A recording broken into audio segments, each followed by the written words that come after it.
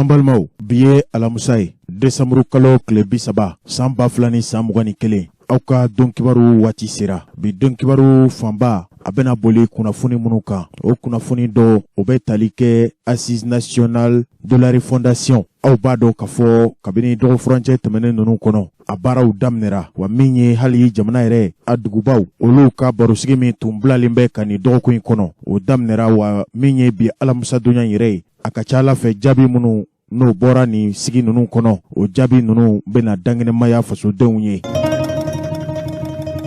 Bi donkibaru keneka, mimbe talike parti politique tomi nulu tumbe fangala. Oye Rassemblement pour le Mali. Oye Ibrahim Bouakar Keita Tola Kulubaye. Olu tunye lajeke, lajemi keneka. Nu ya jira kafo jamana marabau. Munumbe fangala teme fanga nyemoya labi. Ubeka jamana amara hakilina mununa. Walma kumadola fere munumbu kono. Ngania munumbu kono kuni ngania nunu. Koye ngania bangile unde. Ngania nunu donendo. Ko dorete. Barusigimi nobe sena kafo Assise nationale pour la refondation. Oko ayi ko ninye Assise nationale pour la prorogation de. Kase ka dofora wirawu ka fanga marali baraka. Ko sigi kun flate ni baroina. Ko baroi asigi kunye ni ndronde. Amena o kibaroyawu lase togoya mina au bese ka familiali ke kabina au sigiro la Mali dugumiseni dugubaw bela jilen kono. Mbalmao mimbe talike Murubabugu. Murubabugu re kono bi. Abe komi fitne ba de be walma kuma dola mangan ba de be Murubabugu bi. Murubabugu kaw olu togola seliyoro min be no ye misiri kuma dola ala ka sodu maw beta kata batow ke kase ku yerew masurunya alala ayira ka fo Murubabugu o misiri min be na donen doni imam Musa ka misiri ko Musa ere ka be Bamako kasubomba labi. Murubabugu kaw bora u ye dantigelu ke aunye segesegeli ke n'ala sonama bi donkibaru keneka mamunu minelendo ako inkera togodi Murubabugu kaw yeraw ye boli minke ka dama kashike anye sheria do soro abena ulu lamebi. Ambalmao mimbe talike negajuru sira ba mimbe anga jamana kono nuko mako Orange Mali. Orange Mali abena wati mina Mali kono ni mafili wule togo min tumbala oye ikatel de o ikatel yelemale kake Orange Mali. Barakela munumbe nulu be uka jagofew doni kalase jamana deuma nankuma ko distributeru nono nye kuluba de dla kulumi no doye amaser wa doye CCPM ye ani kulu tow ko ni kulu nono munun dlana ayira kafo ni kulu kura dlane nono make Orange Mali anyimo felaye afuruku barka boyana foka ke kasola don yero borala mimbe talike CCPM nyemo olube Bamako kasubomba kono bi andabena sama uyeraw tunye kuna fundila wele do franche temene nun kono ne tumba keneka hali kuma dola Orange Mali baranyo kuluba to munumbe gele munumbe nunu ni Orange Mali che mbalmao aw be boa bela jilen kalama bi donkibaru keneka nambora e mimbe talike Musa Mara ye mogoye Mali kono minye jamana marabulo o nyemgo korodu afana ye dantigali mi nabe talike segoni dongo tigilamaw olu be nyani mina ube kamana gamina wa ube krefede mina Mali kono no dogolente mogola bi abe san chamambo olu ka geleya ube se ka wuli togo mina aye hakilna irakala fo ka se hali dinere ani jamana mara dine maw olu joda ye munye sigidaw kono yala jamana nyemaw olu ni dine maw kan ka ke togodi Musa Mara bena dantigeli kebi donkibaru keneka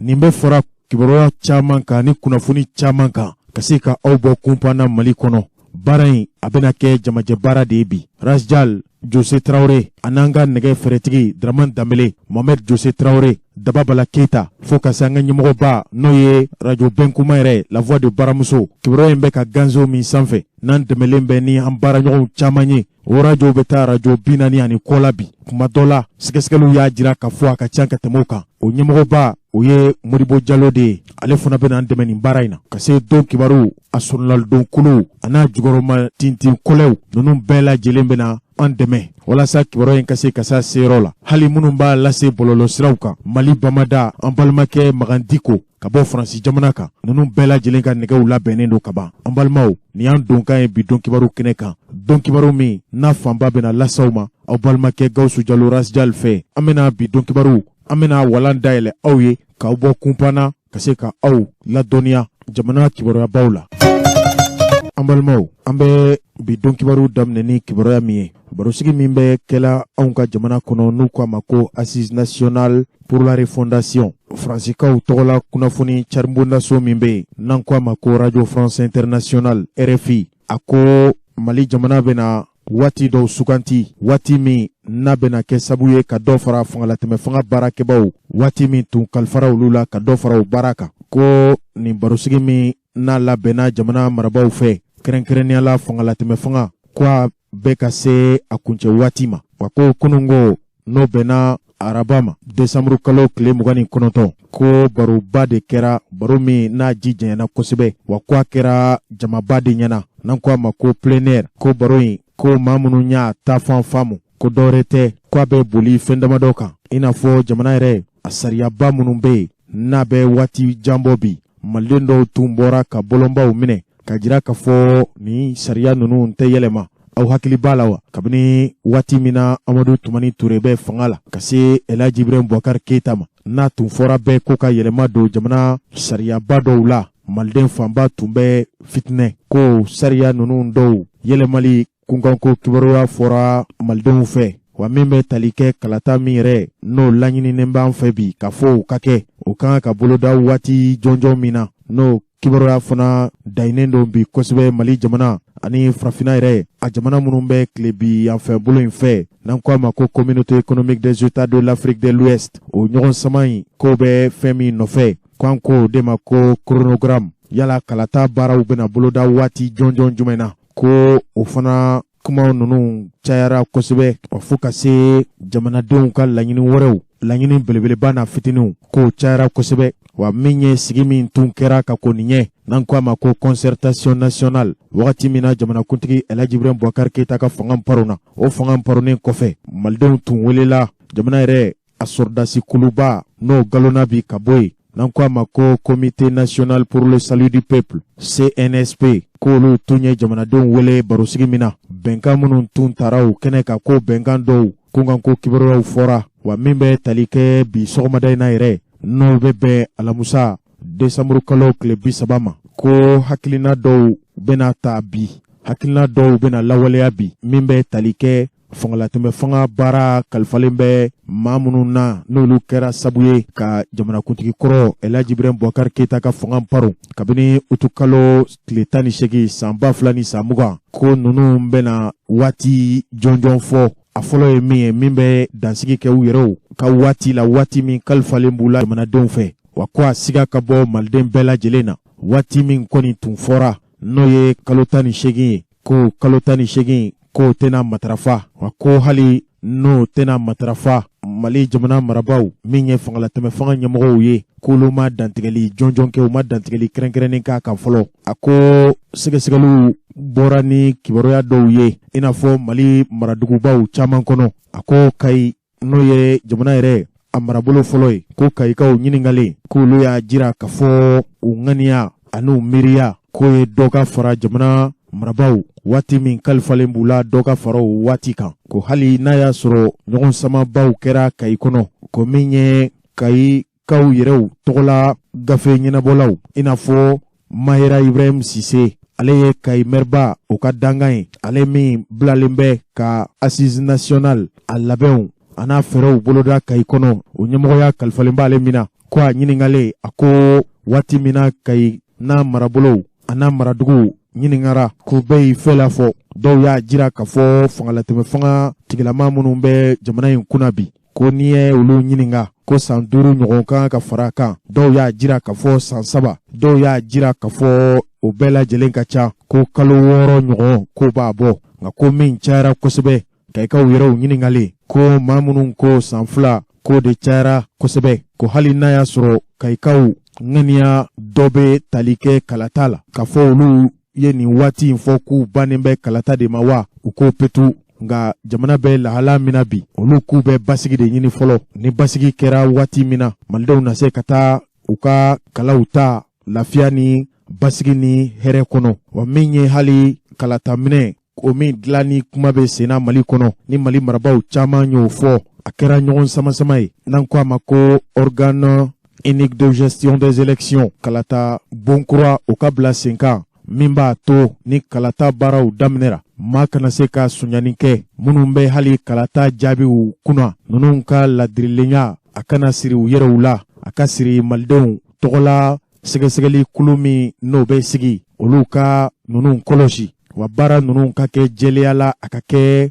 ladirilenya la o minɛnw walima o Benkouma o bilali sen kan o de ye organe unique de gestion des élections ye wa min ye hali maa minnu bɛ yen n'olu kan ka kalata ko kuma dɔ la maliden caman bɛ yen kalata waati tɛmɛnen o y'a sɔrɔ ninnu ma kalata sɛbɛnw sɔrɔ wa dɔw bɛ yen olu tun ma san 18 sɔrɔ wa ko min ye révision des listes électorales ko nin bɛɛ lajɛlen kan ka kɛ wa min ye hali jamana yɛrɛ sigidenba n'an ko a ma ko constitution ko jamana marabaaw caman tun y'a laɲini k'u b'a yɛlɛma o tantani dɔ ye jamanakuntigi Elhaji Ibrahim Boubacar Keita ye aw hakili b'a la wa waati min na nin kunkanko kibaruya in fɔra Maître Kasum Tapo ale tun ye jamana cɛsigi mara gulomaba dɔ ye wa min ye Maître Kasum Tapo yɛrɛ ye nin waati ani jamanadenw ye ngwara da ɲɔgɔn na o tun y'a jira k'a fɔ jamana sigidenba a kan ka yɛlɛma ko a fitinɛw barika bonyana Mali kɔnɔ kosɛbɛ kayikaw y'a jira k'a fɔ nin ye waati kɛrɛnkɛrɛnnen de ye waati min bɛ se k'a to nin sigidenba in minnu man ɲi a la o ka bila wa minnu ka ɲi a la o ka ta wa hali n'a y'a sɔrɔ ŋaniya kuraw bɛ yen o ŋaniya kura ninnu ka ta ka baara kɛ n'a ye Faransikaw tɔgɔla kunnafoni caribondaso min bɛ nin kibaruya in cogorila tan n'anw bɛ k'a lase Benkouma kɔnɔ bi Radio France Internationale ko hali n'a y'a sɔrɔ maliden fanba kɔni olu hakilina ye dɔ de ka fara jamana furancɛ fanga kan nin waati ninnu na wa ko maa dɔw bɛ yen olu ye maa murutilenw ye olu ye maa bannenw ye ko wa ko politikimɔgɔw caman b'o la wa ko o maa ninnu ma sɔn ka taa nin baro sigi in na ko de y'a to hali an bɛ waati min na bi ninnu bɛ lajɛw de labɛnna wa wulikajɔw caman bɛna k'u fɛ don nata ninnu na a ko nin ko in bɛɛ lajɛlen walasa a ka se ka lasidɔn a ka se ka faamu ko an ka sigi ka makɔnɔli kɛ assise nationale de la refondation min kɛra yala jaabi jumɛnw bɛna bɔ a la fɛla jumɛnw bɛna fɔ a la bɛnkan jumɛnw bɛna ta a la nka ko a mana tigɛ da o da la min ye nin ko in yɛrɛ a labɛnba kulu kɛrɛnkɛrɛnnen min sigira n'o ɲɛmɔgɔ y'a tara ka di Asim Kumare ale tun ye nin ko in commission d'organisation ye ka se k'a labɛn hali kuma dɔ la sigi min kɛra a sigi a kɔnɔna kibaruya ko ɲɛ bɛ maa minnu bolo ko ninnu bɛɛ lajɛlen bɛna dantigɛli kɛ wagati nata ninnu kɔnɔ ko hali n'a y'a sɔrɔ u fana bɛ makɔnɔli de la ka se ka nin kibaruya ninnu ka ganse fɔlɔ ko jamanadenw bɛna min kan ko ni ninnu k'u b'o fɔ nin waati ninnu na ko a bɛ se ka kɛ sabu ye ka baaraw gɛlɛya ko min ye Gawo kɔnɔna ye kunnafonidilaw ka sɛgɛsɛgɛli bɔra Gawokaw yɛrɛw tɔgɔlasigi min kɛra n'o bɛ tali kɛ ni assise nationale kelen in kunkanko kibaruya kan ko Gawokaw y'a jira k'a fɔ ko min ye dɔ ka fara fangalatɛmɛ fanga kan ka d'a kan o tɛ kuma yɛrɛ ye maa kan ka ɲɔgɔn sama min na ko yala ni dɔ ma fara kan kala bɛna se ka ta wa a k'o kɛra Gawokaw fanba fɛla ye ko min ye Sidi Khalil Haidara ale min tun ye rapporteur général des assises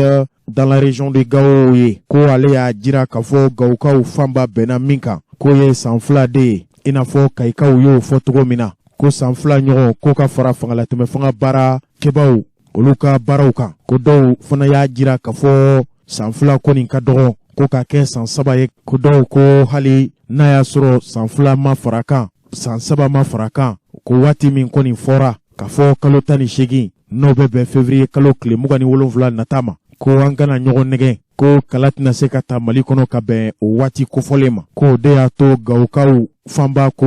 furancɛ fanga in a ka mɔnɔbɔ wa dɔw ka fara kan hali n'a y'a sɔrɔ ni dɔ bɛ fara kan yɛlɛma dɔw na se ka kɛ maa dɔw na se ka don wa maa dɔw na se ka bɔ a la ka da u yɛrɛw ka baara togoya kan a tɛ k'a fɔ minnu bɛ jamana mara baara la bi ninnu ka to a la kudayi fo san 2 ko t'olu Gawokaw ka kuma ye Faransi jamana kunnafoni caribondaso min bɛ yen n'an ko a ma Radio France Internationale a ye kɔrɔfɔ in kuncɛ ni min ye a ko hali kuma dɔ la minnu bɛ muruti bolo kan bi n'u fitinɛlen don jɛkuluw caman b'o la sifinnakaw caman b'o la hali parti politique tɔnw i n'a fɔ Rassemblement pour le Mali i n'a fɔ PSO yelen kura i n'a fɔ parti politique caman ko ninnu y'a jira k'a fɔ kala ka taa ka bɛn février kalo ma ko n'a ma taa ka bɛn o ma ko waati kɛrɛnkɛrɛnnen ka fɔ waati min n'a kuntala tɛna jɛnya n'a bɛna kɛ waati ye min tɛna olu fitinɛ Mali ka se ka bɔ ni furancɛ fanga in kɔnɔ a bɛ fɔ fɛn min ma ko ordre constitutionnel. Mali ka se ka segi a danbe a n'a a ka yɛrɛma hɔrɔnya o bakuruba kɔnɔ. A ko de y'a to bi maa minnu k'olu sen tɛ assise nationale kunkanko kibaruyaw la ninnu faralen bɛ ɲɔgɔn kan bi ka kɛ kulubaden ye. Nin ye Faransi jamana a tɔgɔ la kunnafoni caribondaso min bɛ yen n'an ko a ma ko RFI ale ka dantigɛli ye.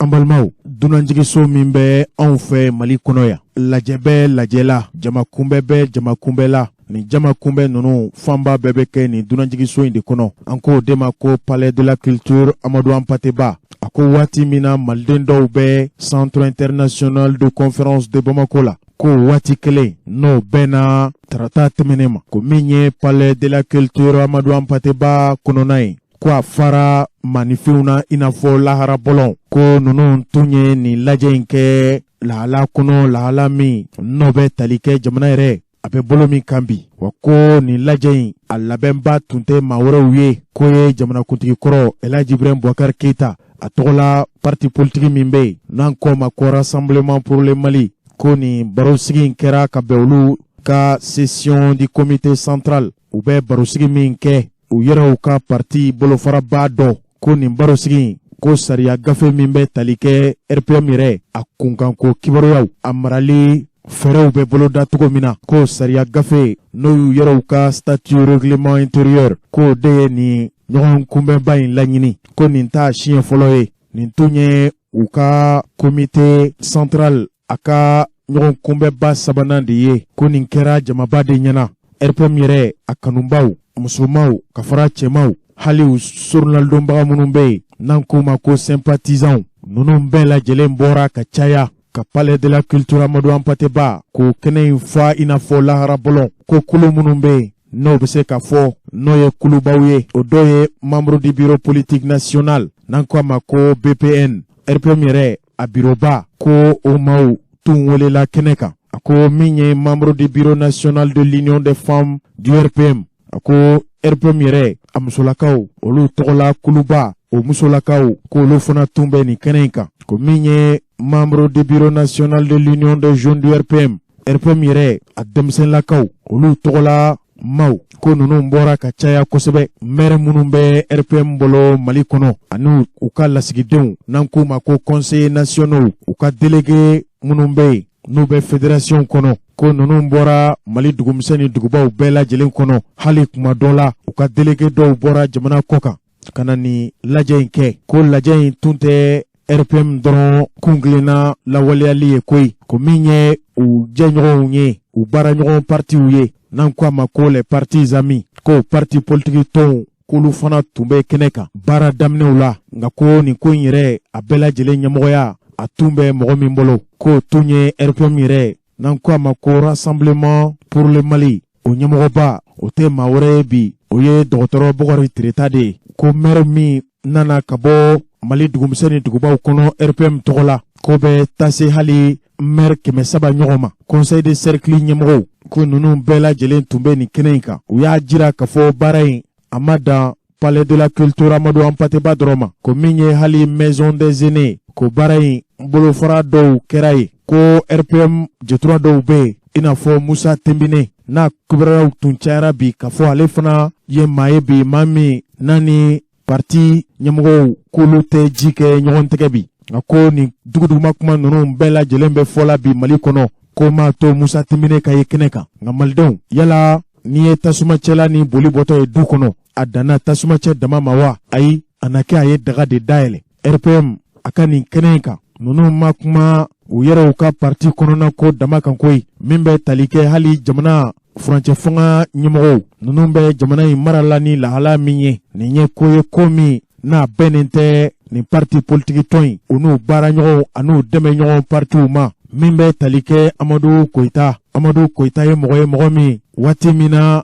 RPM tun ye fanga sɔrɔ o kɛra waati ye Amadou Koita ale ka kɛ ministre ye Mali kɔnɔ wa waati jan yɛrɛ kɔnɔ jamanakuntigi Elhaji Ibrahim Boubacar Keita kuma dɔ la maa bɛ se k'a fɔ ko ka den mandi tundo o Amadou Koita in ale bɛ kulu kɔnɔ kulu min n'u ko a ma ko EPM Ensemble pour le Mali o EPM fana o ɲɛmɔgɔba dɔ ye dɔgɔtɔrɔ Bukari Tireta walima kuma dɔ la o ɲɛmɔgɔ yɛrɛ ye dɔgɔtɔrɔ Bukari Tireta ye Amadou Koita y'o tɔnden ye o de y'a to nin barosigi in kɛnɛ kan Amadou Koita fana tun bɛ yen kuma dilen a ma waati min na a ye mangutuli ganzeliw kɛ min bɛ taa RPM yɛrɛ a tɔndenw olu kanu na wa min ye hali jamana marabaw furancɛ fanga kalifalen bɛ maa minnu na hakilina minnu bɛ Amadou Koita la nin kɛnɛ in kan aw ni ne anw ye seereyaw sɔrɔ radio Benkouma la voix de baramuso tɔgɔ la Amadou Koita ye dantigɛli minnu kɛ o dantigɛli ninnu an ka fara ɲɔgɔn kan an k'o lamɛn. Ni ko RPM i ko Badenya ni ko RPM i ko Sidiya ni ko RPM i ko faso de kanu ni ko RPM teriya parti socialiste yelen kura ni RPM jɛra hakilina caman na an ye socialiste ye n y'o de fɔ socialisme ye solidarité socialisme ye fraternité socialisme ye égalité socialisme ye justice sociale anw ni RPM jɛra o kan ni ye ne jɔlen nin kɛnɛ kan bi n bɛ kuma an ka parti tɔgɔ la ani EPM fana tɔgɔ la n'o président fana ye Bokar Tirita ye mais bɛɛ b'a dɔn k'a fɔ ko ne Amadou Koita 2012 événement tɛmɛnen kɔ ne tun bɛ opposition de la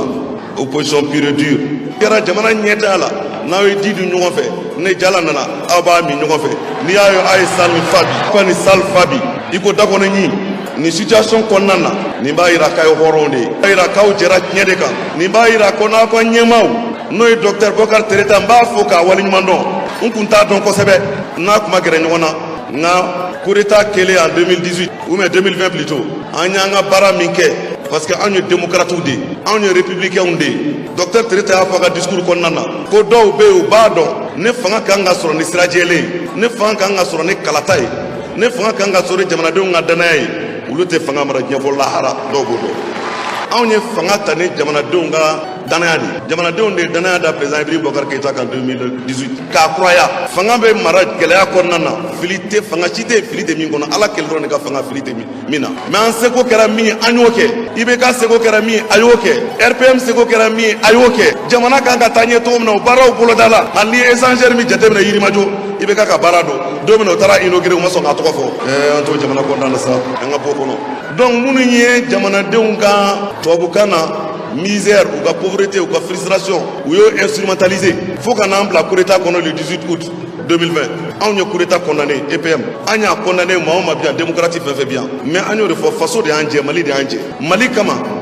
aucun sacrifice n'est et ne sera de trop pour le pays Mali comment président Kelen a démission forcée que on a refait il a poussé les caquets mais il y a que Mali façon kanu comment on a une tradition demain pour qu'on puisse boire contre tout mina lahidu tara koroni lahidu de bâtiment bara au kera hakilinaw tara concertation kɛra fɔlɔ concertation nana kɛ charte dilanna k'a fɔ ko camancɛ fanga nin k'an b'a kɛ kalo 18 kɔnɔ an bɛnn'o de kan an yɛrɛ damaw hɔrɔn n'i bɛnna min kan i b'a baara kɛ fo n'i dɛsɛra yɔrɔ min na maaw k'a fɔ an y'a ɲini k'a kɛ nka an dɛsɛra o de hɔrɔnya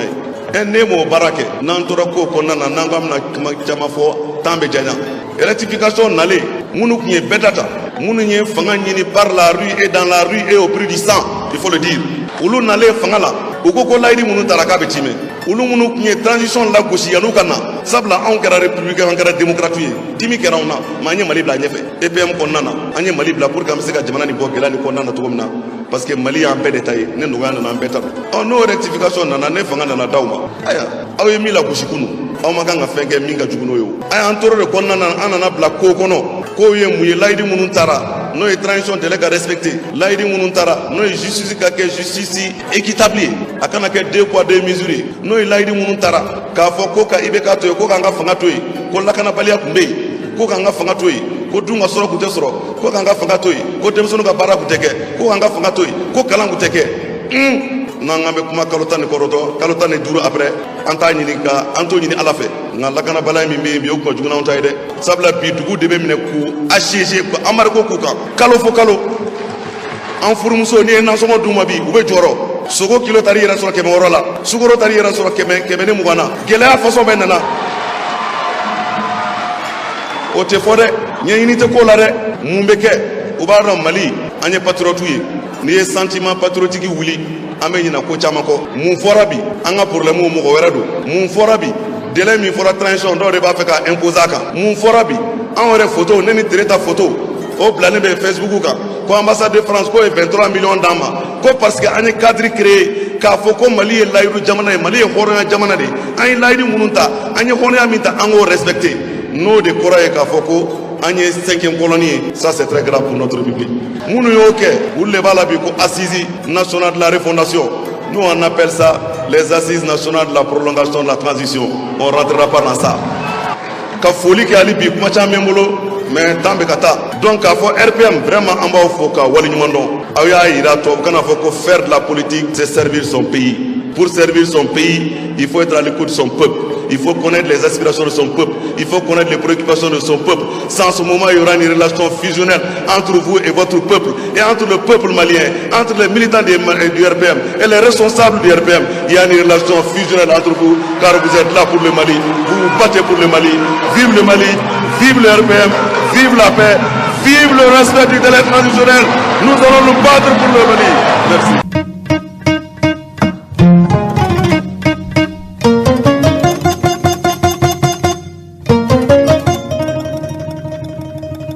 An balimaw min bɛ tali kɛ Mali polisiw u yɛrɛw tɔgɔla kulu min bɛ ni polisiw yɛrɛw ka ɲɛmɔgɔbaw olu caman bɛ ɲɔgɔn sɔrɔ kulu in kɔnɔ o de ye baarakɛyɔrɔ min lakodɔnnen bɛ ni polisiw ka koɲɛ ɲɛnabɔ yɔrɔ ye an k'o de ma ko direction régionale de la police nationale ko kabini décembre kalo tile 21 tɛmɛnen sariya dɔw taara olu fɛ n'an ko a ma ko arrêté numéro 5390 du 21 décembre 2021 ko kɛra sabu ye ka yɛlɛmaliba de do polisi ɲɛmɔgɔw u jɔyɔrɔw la wa ko ni gafe min bɔra décembre kalo tile 21 tɛmɛnen ko minisiri min bɛ n'a ka baara ɲɛsilen bɛ jamanadenw olu ka lakana an'u ka tanikasɛgiw kɔlɔsili ma n'o ye ministre de la sécurité de la protection civile ni ale yɛrɛ bɛ polisiw ka ɲɛmɔgɔba o ka sugantili koɲɛw caman kalama ko nunu ye falenfalen de kɛ ko nunu ye ŋaniya de ta ani polisi ɲɛmɔgɔw ka maa caman k'olu bɔ u jɔyɔrɔw la baara yɔrɔ wɛrɛw la ka t'u bila yɔrɔ wɛrɛw la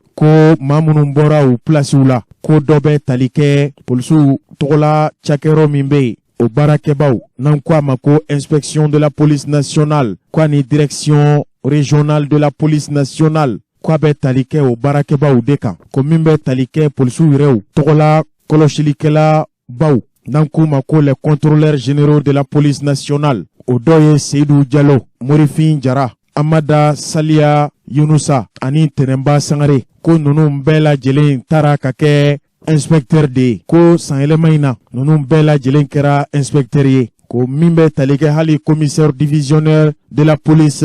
Yamudu Keita ani commissaire principal de la police Wulematu Keita ko ninnu bɛɛ lajɛlen b'a la ko min ye contrôleur général de la police Seydou Jara ko ale taara ka kɛ Bamako yɛrɛ a polisiw ka kulu bonba min bɛ yen n'an ko a ma ko direction régionale de la police nationale de Bamako o ɲɛmɔgɔba walima o directeur ko kɛra Seydou Jara ye ala ka baara in ɲɛ a bolo ko min ye contrôleur général de la police Seku Keita ko taara ka kɛ Kayi n'o ye Mali maradugu fɔlɔ Kayikaw bara ko ale kɛra directeur régional de la police de Kayi o ye Seku Keita ye ko min ye Kulikorokaw bara ko ɲɛmɔgɔba kura sɔrɔla Kulikoro a polisiw tɔgɔla kulubo min bɛ yen n'an ko a ma ko direction régionale ko ɲɛmɔgɔba ko o directoriat dira commissaire divisionnaire Idrissa Sangare ma ko min bɛ tali kɛ commissaire divisionnaire Basiru Keita ko ale taara ka kɛ Sikaso o polisiw olu ka ɲɛmɔgɔba ye a kɛra o directeur régional de la police de Sikaso ye min bɛ tali kɛ commissaire divisionnaire de police Abdoulaye Koulibaly ani commissaire divisionnaire de police Tapa Diallo fo ka se commissaire divisionnaire de police Ousmane Aga Sasadek ani contrôleur général de la police Mahamadou Bagayogo ko ninnu bɛɛ lajɛlen taara ka kɛ directeur de ye direction régionale de la police la direction régionale kɔnɔ i n'a fɔ Segu, Gawo, Menaka, Tawdeni ninnu marabolo ninnu tilala nin ma ninnu ni ɲɔgɔn cɛ ko min ye commissaire divisionnaire de la police Mohamed Ousmane Keita ani commissaire divisionnaire de la police Ibrahim Soma Keita ko ninnu sugantira Joyila ani Banyangara ni kunnafoni fasiri la an baaraɲɔgɔn min be n'an ko a ma ko ABH Alu Badara Haidara ka bɔ kunnafoni fasiri bondaso min be n'u ko a ma ko Mali aujourd'hui bi Mali ale de ye nin dantigɛli in kɛ. An b'a ɲini Ala fɛ nin polisi nunu bilala ka taa ɲɛmɔgɔya minnu na Mali dugumisɛnw ni dugubaw kɔnɔ, Ala ka baara nunu ɲɛ u bolo, u ka jamanadenw ka hamina ko o k'u fɛla ye, u kana ɲin'u takun kɔ. Ala ka baara ɲɛ u bolo.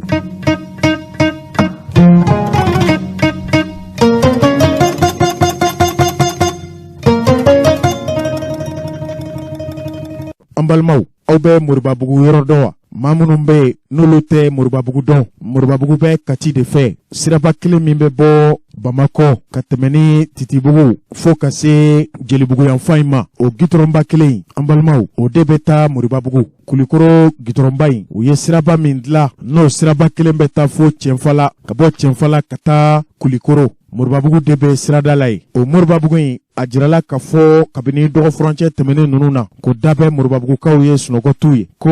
diinɛma dɔ bɛ yen, wa hali sɛgɛsɛgɛliw y'a jira ka fɔ alimami de don. Ala ka so min bɛ yen n'a dɔnnen bɛ kosɛbɛ, ko ani a baaraɲɔgɔn minnu bɛ yen n'u jɛlen bɛ Ala wele la, wa hali ni alimami tɛ yen maa min bɛ bila a nɔ la, an k'o de ma ko nayibu, ani a selibaga minnu bɛ misiri kɔnɔ ko maa 7 ɲɔgɔn ka fara alimami kan, ko ninnu bɛɛ lajɛlen bɛ Bamakɔ kasobonba la bi, ko nin ko in bɛɛ lajɛlen bɛ tali kɛ misiriko kibaruya dɔ de kan. Kunnafoni sɛbɛn min bɛ anw ka jamana kɔnɔ n'u k'a ma ko le confident Dɔɲuman Jara, ale ko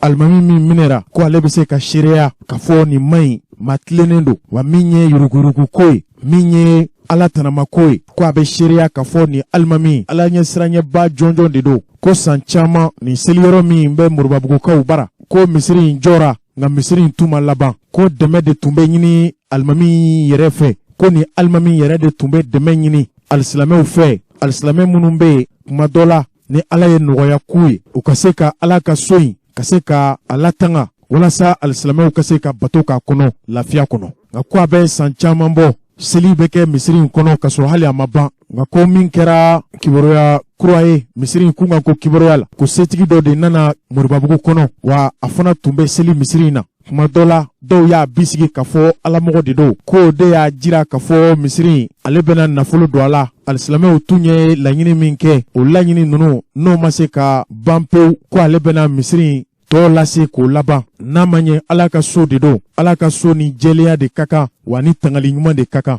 Ko nin kibaruya in bɔra kabi waati min na, ko nin jara misiri komisiyɔn maa minnu tun bɛ yen n'u tun bɛ don maaw kan, dɔgɔfiyaw la, baarakɛdaw la, hali kuma dɔ la jamakunbɛyɔrɔw la, ka taa Ala ka hakɛ ɲini alisilamɛw fɛ, ko kabini nin setigi ye nin kuma in fɔ don min na, ko misiri yɛrɛ a kasabi ɲinibaw, ko ninnu y'u bolow jigi. A bɛ komi Ala ye maaden ciw ma, olu ka laɲini tun ye min ye, o tigilamɔgɔ bɛna o baara kɛ. Dɔɲuman Jara y'a jira kunnafoni sɛbɛn confident kɔnɔ ko Ala nana n'a ka na ye, misiri in banna. Misiri in bannen, maa min ye alisilamɛw dɛmɛ ka se ka misiri in ka a jɔli kuncɛ, ko a bɛ komi a tigilamɔgɔ a nana hakilina wɛrɛ de ta. Yala o hakilina wɛrɛ in ye mun de ye? Ko a y'a laɲini misiri a halimami de fɛ, ko yala maa min bɛ maaw seli misiri kɔnɔ kabini a ma kɛ misiri ye, k'o bɛ se ka jɔyɔrɔ to maa wɛrɛ ye wa? Ko ale yɛrɛ ka maa dɔ bɛ yen k'o ye alimami de ye, ko a bɛna n'o ye k'o bila alimami fɔlɔ in nɔ la, wa ko alimami yɛrɛ tun y'a jɔyɔrɔ bila koyi, babali walew, jatigɛ walew, hali kuma dɔ la kuma cɛjugu, k'a jira k'a fɔ n'a ma jɔyɔrɔ in bila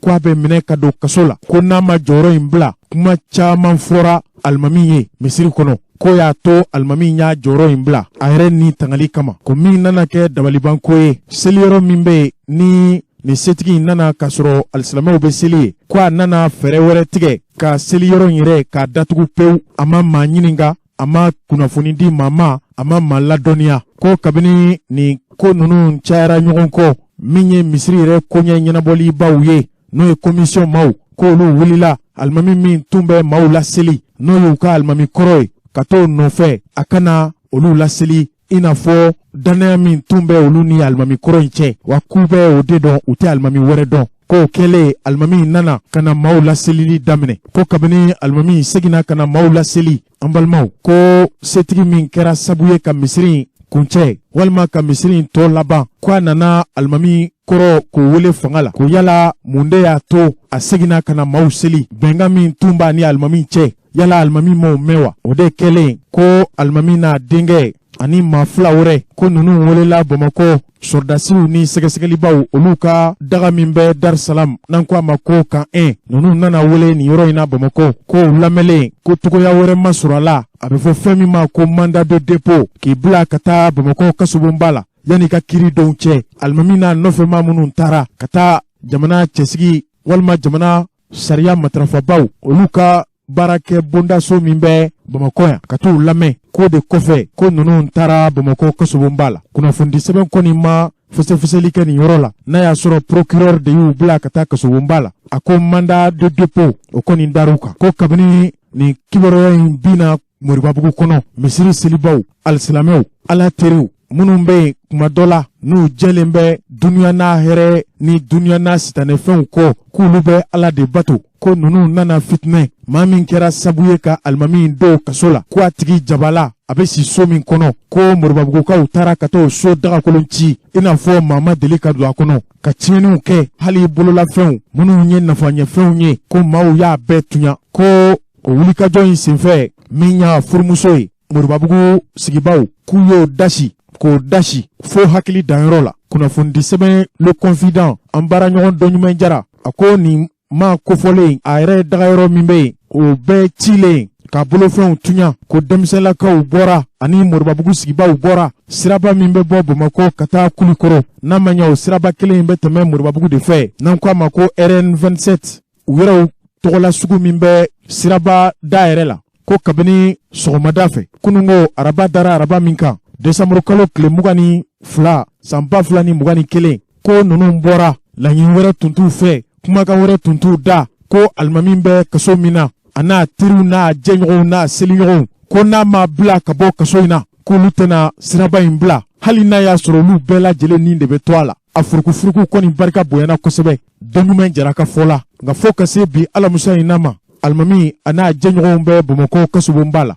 nin ko in kɔni dayinen bɛ kosɛbɛ an balimamuso dɔw ɲiningalen olu y'a jira k'a fɔ an balimakɛ min nana ni setigi don ko maaw hakili la k'a fɔ a ye nafolo in bɔ a yɛrɛ de kun k'o kuma tɛ tuɲa ye ko hali waati min na a y'a laɲini k'a fɔ a bɛ misiri in jɔ ko alisilamɛw ka nafolo min tun bilalen bɛ kɛrɛfɛ ko nafolo in ye nafoloba de ye wa ko Moribabugu setigiw caman k'olu ye nafolow di k'a y'o nafolow de fara ɲɔgɔn kan ka misiri in laban anw kɔni bɛ sɛgɛsɛgɛli la nin ko in na dɔn kibaru nata ninnu na an bɛna fɛrɛ kɛ ka an balimakɛ yɛrɛ k'a fɔ min ye damakasi kɛ an bɛna ɲini k'a ye k'a ɲini k'a fɛla la hali Moribabugu sigiba wɛrɛw dugutigiw alimamiw hali misiri wɛrɛ minnu bɛ yen an bɛna s'u ma k'u ɲininka walasa aw minnu ye malidenw ye aw ka se ka bɔ kunpan na nka walasa aw ka faamuyali kɛ nin ko in na an ni Moribabugu sigibaw an ye baro kɛ min ye Moribabugu musolakaw ye n'i taara Moribabugu bi an balimamuso dɔ bɛ yen n'u k'a ma ko ATT nin muso in nin ka farin kosɛbɛ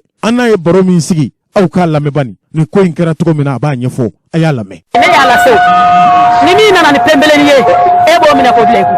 min mana na ni kumarabali ye e b'o minɛ k'o bila i kun e t'a fɔ mɔgɔ si ma non a y'a to yen i kan ka falen non a y'a to yen n'i ye se ka nin se banna yɔrɔ min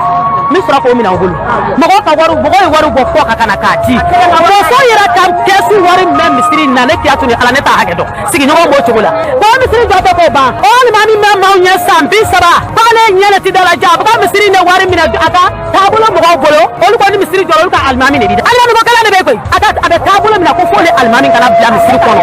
donc ni y'u ɲininka ko alimami ye mun kɛ anw ma kalan dɛ anw ye kunfin ye mais aw wolola silamɛ du kɔnɔ ka bɔ a kɔnɔ n'i ka sɔrɔ sariya dɔ le bɛ yen ni alimami y'o sɔsɔ o le bɛ alimami yamaruya a ka wuli ka bɔ yen mais o si ma kɛ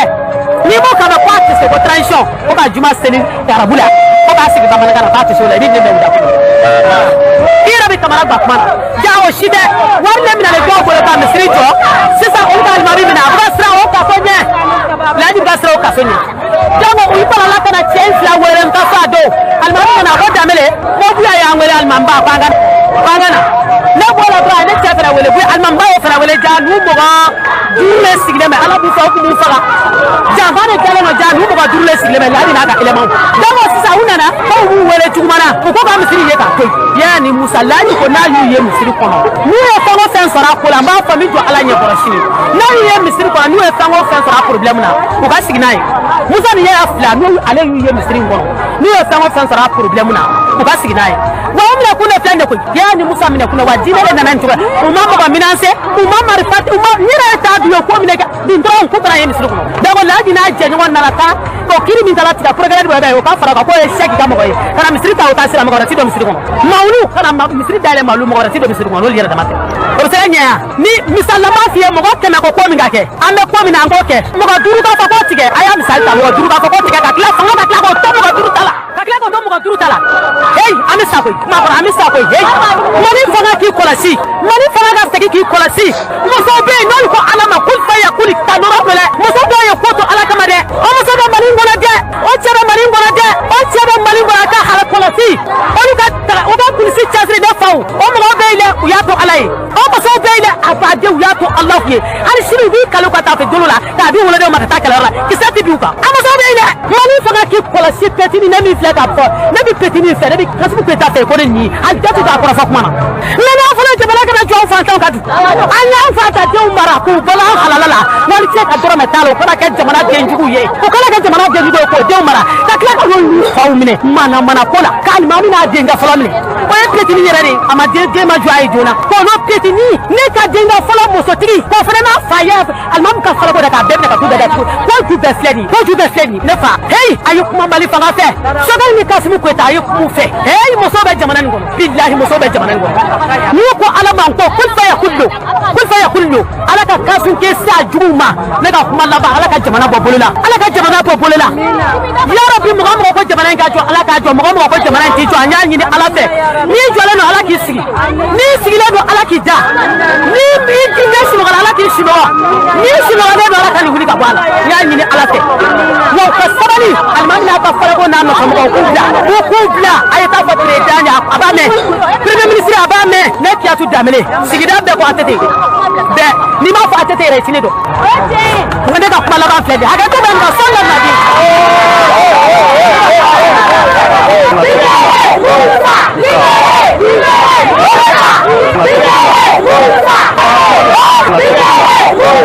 ambalmaw ni tunye murbabugo kunga ko kibaro yai nala ye dogo nata irana amina tama kerenkereni ke kata murbabugo amba nyini alafe yano wati che o kasoro ni koyi anogo yara wa menye almamiye abora kasubona wa menye ambalma miye ni koke on se ka fo tiye ba fe walma tiye tafe namasama ka nyininga on se ka foif ngai doke ala ka don kibaro nata no irana dogo nata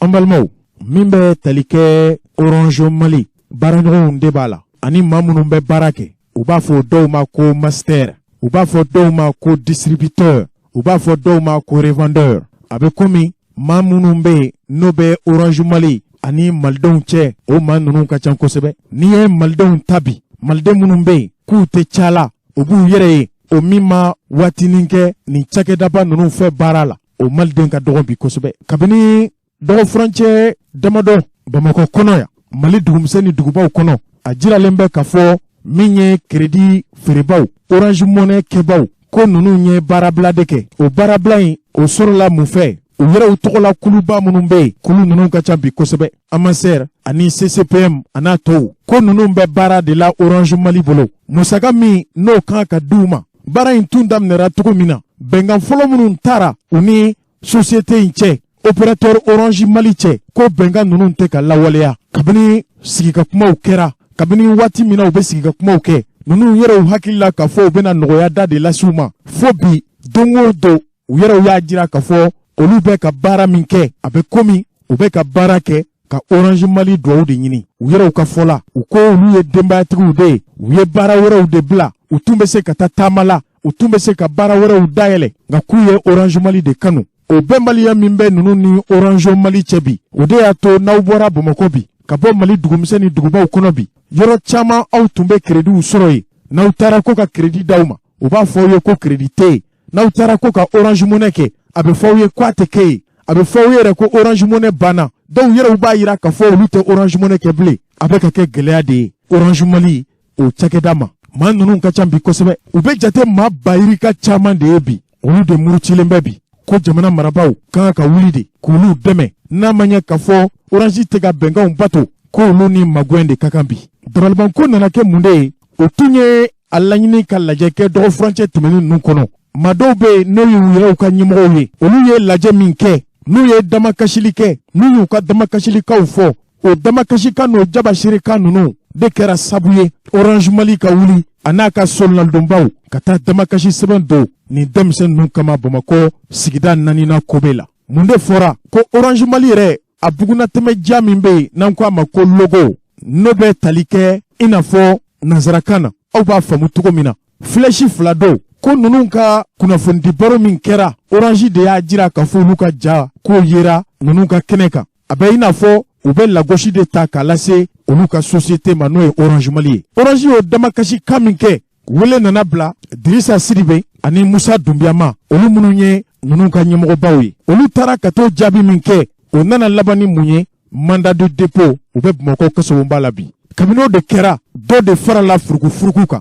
dɔ de farala wulikajɔw kan dɔ de farala cɛsiriw kan a ma ɲɛ min kɔ u ye wele bila radio Benkouma la voix de baramuso u ye ne yɛrɛ wele n tun bɛ kɛnɛ kan malidenw ninnu y'a jira k'a fɔ tɔɔrɔ min b'u kan hali n'a y'a sɔrɔ an y'a ɲini wa an bɛ k'a ɲini ani orange baarakɛlaw ka sigi u fana k'a ɲɛfɔ an ye ni ala ye waati wɛrɛ jira an na an bɛ labɛnw na an bɛna se hali u yɛrɛw ka cakɛdaw kunnafoni ko tɛ ɲɛ yɔrɔ min kɔ an b'o baara la nka yan'o cɛ an balimaw kari tɛmɛnen ninnu ye lajɛ kɛ mun de b'u da mun de b'u kɔnɔ aw ni ne bi dɔn kibaru kɛnɛ kan an ka fara ɲɔgɔn kan bi orange ka crédit feerebaw crédit in tilabaw a sira sugu bɛɛ an k'u lamɛn bani u fɛla ye min ye aw bɛna faamuyali caman k'a kɔnɔ bi an k'u lamɛn i n'a fɔ an ka président Musa Dunbiya a b'a fɔ cogo min na n'an ye nin kuma in mɛn dɔrɔn an hakili bɛ jigin la ale ni Dirisa Siribe u bɛ an ka kɛlɛ de la mɔriw fɛ yen sanni ka se yan vraiment u ko k'aw bɛɛ fo ko k'aw bɛɛ fo ko an k'a dɔn k'a fɔ kaso tɔgɔ a ka jugu mais u ti lahala jugu foyi la ko ka bɛɛ fo o la kosɛbɛ k'an ka surelen ka to ko u bi jɔrɔ ni anw kɔmɔgɔw ye yan parce que ni sa kunkolo tigɛra ko ni fɛn ma falen a tɔ bɛ to kukala ye vraiment k'olu bɛ ka hami o de la kasoladenw k'olu b'a dɔn k'a fɔ u sigilen kun don ni nin ye ko ni mɔgɔ wɛrɛ kun minɛna olu place la ka taa k'o de kuma kun ka jugu ni a bɛɛ ye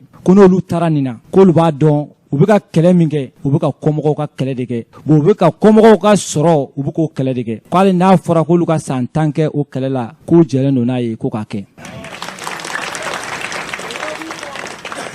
an ka président fila min minɛnen filɛ n'o ye Dirisa Siribe ani Musa Dunbiya ye u minɛkun dɔwɛrɛ tɛ dɛ k'a fɔ ko caman bɛ se ka ŋunuŋunukan caman fɔ ko mɔgɔw bɛ ka CCPM kɛ k'o de kɛra sababuya ye k'u minɛ an b'o fɔ bɛɛ ka se k'a faamuya u ka plainte kɔnɔ logo ko kuma dɔrɔn de b'a kɔnɔ bon logo ko kuma min b'a kɔnɔ logo in yɛrɛ ti an si ka dilanni a ka kɔrɔ n'an bɛ logo ninnu dilan ne yɛrɛ de bɛ logo in caman dilan i b'a ye a grève papier sanfɛ ne bɛ numéro 3 de k'a la wa numéro 3nan o ye ne yɛrɛ ka numéro ye u ye ne kɛ CCPM président ye mais tɔn 3 in de farala ɲɔgɔn kan ka ne kɛ président ye mais o bɛɛ la ne tora kɔfɛ ka t'o kɔ o de y'a kɛ ne ka numéro bɛ sɛbɛn laban na mais an nana ye plainte min bɛ ninnu bolo n'u kɛlen bɛ ka logo min ta k'an y'o utiliser an nana ye numéro 2 de b'a la wa numéro 2 min b'a la o ye Musa Dunbiya ani Dirisa Siribe ka numéro de bon a tigilamɔgɔ u ye ne ka numéro tigɛ ka bɔ a la bon an b'a dɔn k'a fɔ sababu ɲini don n'i ye ba digi k'a digi k'a digi n'a kɔdara dɛnɛ na a bɛ kini kɛ an ye orange de digi